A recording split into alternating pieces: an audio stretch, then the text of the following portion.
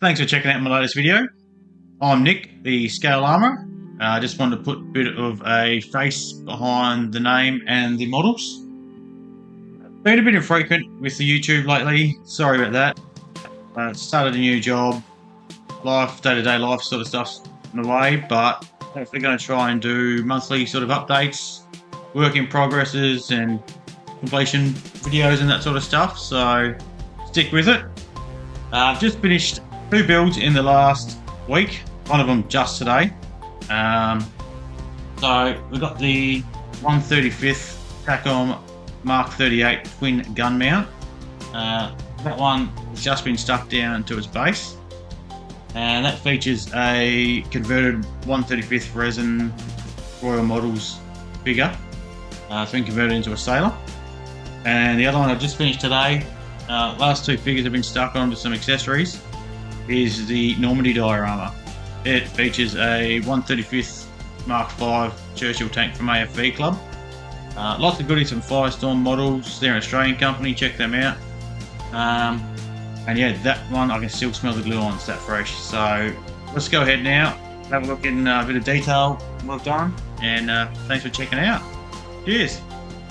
First up, I'm going to go ahead and have a look at my 135th Takom MK.38 twin gun mount. This kit does include aluminium barrels in the kit, so no need to source aftermarket.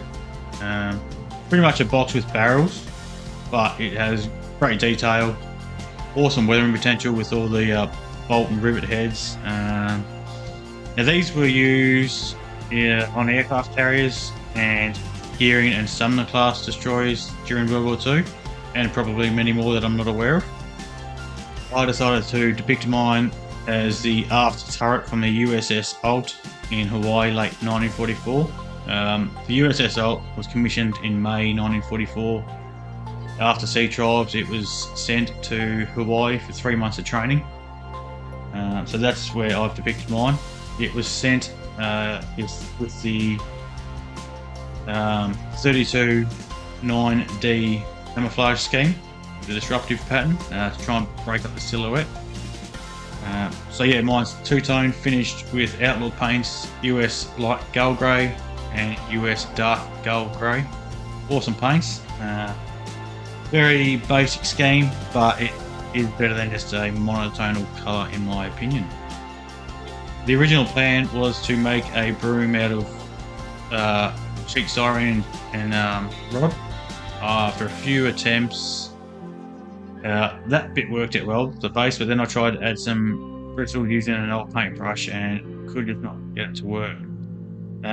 As you can see, it's got a converted Royal Models figure. That is the US sleeping soldier converted into a US Navy seaman. I replaced the head with the Hornet head. Yeah, great detail. I had to remake the chair minus the sling. The one provided in the kit is white metal. Mine came with one bent leg, and the other leg on the other side was snapped. So I've recreated in styrene, which you'll see in the pictures shortly. And yeah, it's pretty much identical. I've included some 3D printed goodies, including a spanner, Coke bottle, and a bucket of tools.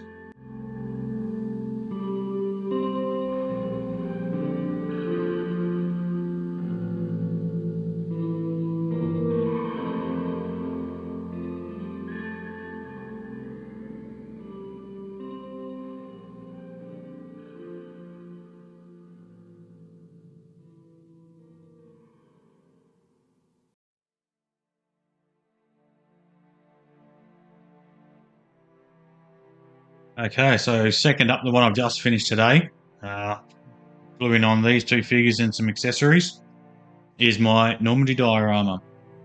So this is a Coldstream Guards Mark V No. 1 headquarters close support tank.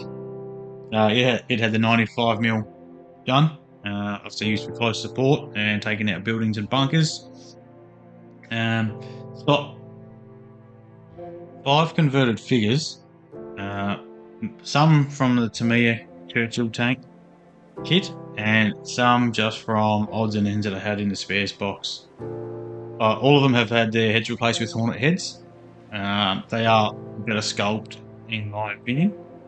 We have a monument here from Firestorm Hobbies with some bollards, also from Firestorm Hobbies, and the sidewalk section and the fan pattern road is also from Firestorm Hobbies, all resin. So they make really great diorama accessories. Check out David at www.firestormmodels.com.au. For all your modelling supplies. I have also added my dog, which you'll see in the pictures. I'll put a bit of a photo up. It's my interpretation of my dog. His name's Marvel. And yeah, I wanted to depict him as the dog that is being tough and protecting the town from the tank. If you can see here, there is also a comic, and that comic is called Captain Marvel. So I wanted to include my dog's name and my dog in one build. So if you have a look closely, it is a Marvel comic from ET Dioramas, or ETA Dioramas. They make some really great printed accessories. So yeah, that's my dog in the dio. I've also added some 3D printed sewer lids. You might be able to see them there. So that they just wanted to break up the base, add a bit of interest, and also some weathering potential there as well. I've added a bit of moss. It might not be the clearest, but there is a bit of moss coming out from the sewer there. It's a bit of an issue. I also added a box of wine and 2 sacks.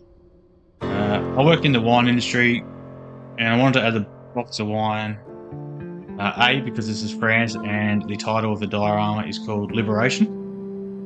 And nothing better than a bit of French champagne, and I'll zoom in on the side, but it's actually Moet and Chandon. So that's from Royal Models. They have a wine bottle and wine box set that comes with various decal options, and yeah, that one was just absolutely perfect for me. So who doesn't like a bit of a champagne for a celebration?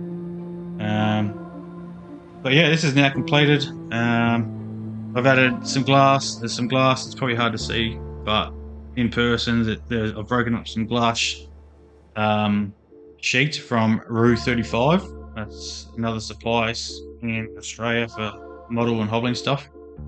So these fine glass sheets, you have to wear eye protection and gloves because it is really fine glass, and it just broke it up with a bit of a tap of the back of a screwdriver. So that's been added over the diorama, as well as bricks and leaves and all the other debris you'd see from a war scene. Also added a printed map, and the commander I deliberately wanted to give the impression of the 1,000-yard stare. So he's just looking off in the distance to see what he's survived or recollect his thoughts. As where the other 2 soldiers a bit more casual, taking note of the dog. So this is my second build. We'll have a proper look at it now. I'll stop talking and we'll have a good look at them.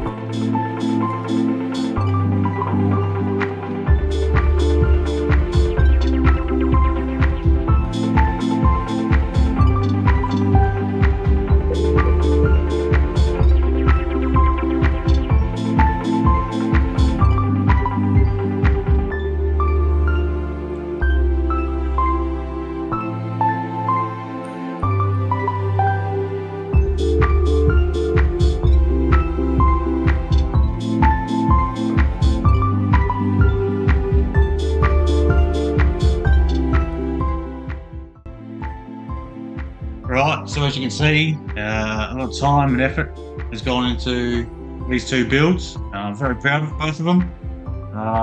Both have been painted with Outlaw Paints acrylic lacquers.